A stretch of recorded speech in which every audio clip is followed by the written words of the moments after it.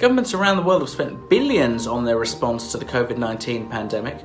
Here in the UK, it's led critics of the ruling Conservative Party to charge that they have rediscovered the magic money tree that they spent years criticising Labour for relying on.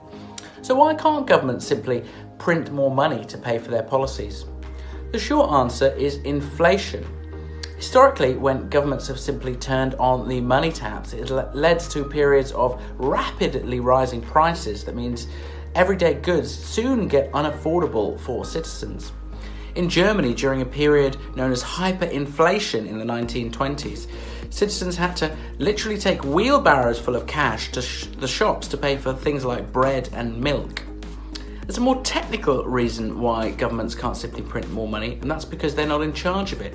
Central banks like the US Federal Reserve, the ECB and the Bank of England are in charge of printing money, not governments.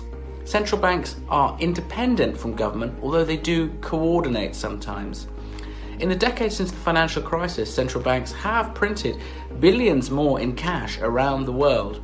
However, this is strictly to meet economic goals rather than political policies. If governments were to start being financed directly by central banks, then international investors would soon lose faith in those countries, which would lead to falling exchange rates for whoever was affected. Find out more on Yahoo UK.